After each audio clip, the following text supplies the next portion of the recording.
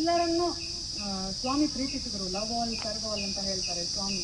ಎಲ್ಲರನ್ನೂ ಕರೆದ್ರು, ತಮ್ಮ ಹತ್ರ ಕರೆದ್ರು. ಪ್ರಶಾಂತಿ ನಿಲಯ ನೋಡಿರ್ಬೋದು ನೀವೆಲ್ಲ, ಎಂಥ ದೊಡ್ಡ ಆಶ್ರಮ, ಎಂಥ ಚೆನ್ನಾಗಿದೆ, ಎಷ್ಟೆಲ್ಲ ವೇದ ಪಠಣಗಳನ್ನು ಮಾಡ್ತಾರೆ, ಎಷ್ಟೊಂದು ಜನ ಬರ್ತಾರೆ. ಎಲ್ಲರಿಗೂ ಸ್ವಾಮಿ ಮುಕ್ತರಾಗಿ ತಮ್ಮ ಉಪದೇಶವನ್ನು ನೀಡ್ತಾ ಬಂದರು.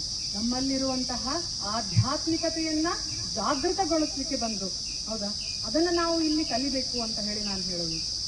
ಯಾವುದೇ ಕಾರಣಕ್ಕೂ ಈಗ ನಿಮ್ಮ ವಯಸ್ಸಿನಲ್ಲಿ ಏನಾಗ್ತದೆ, ಏನೋ ಒಂದು ಬೇಜಾರು, ಸಣ್ಣ ಪುಟ್ಟ ವಿಷಯಗಳಾಗ್ಬೋದು, small fights between you all, ಅಥವಾ ಮಾರ್ಕ್ಸ್ ಕಡಿಮೆ ಬಂದಿದೆ, ಅಥವಾ ಏನೋ ಒಂದು ಪ್ರಾಬ್ಲಮ್ ಆಗಿದೆ, ಸಮಥಿಂಗ್ ನಿಮ್ಮ ಏಜಲ್ಲಿ ಬರುವಂತಹ ಒಂದು ಸರ್ಕಮ್ಸ್ಟೆನ್ಸ್ ತಗೊಂಡ್ರೆ ಏನೋ ತೊಂದರೆ ಆಗಿದೆ ಅಂತ ನೀವು ಜಸ್ಟ್ ಇಮ್ಯಾಜಿನ್. ಒಬ್ಬೊಬ್ಬರಿಗೆ ಏನಾಗ್ತದೆ, ಆ ತೊಂದರೆಗಳು ಅತಿಯಾಗಿ ಬಾಧಿಸ್ತವೆ. ಎಷ್ಟು ಬಾಧಿಸ್ತದೆ ಅಂತಂದರೆ ದಿನೇ ಗೋ ಟು ಡಿಪ್ರೆಷನ್. ಅಯ್ಯೋ ಎದರಲ್ಲೂ ಇಂಟ್ರೆಸ್ಟ್ ಇಲ್ಲ, ಓದಲಿಕ್ಕೆ ಇಷ್ಟ ಇಲ್ಲ, ಫ್ರೆಂಡ್ಸಲ್ಲಿ ಬೆರೆಯೋದಿಲ್ಲ. ಅದೆಲ್ಲ ಯಾಕೆ? ಅದು ಕ್ಷಣಿಕ.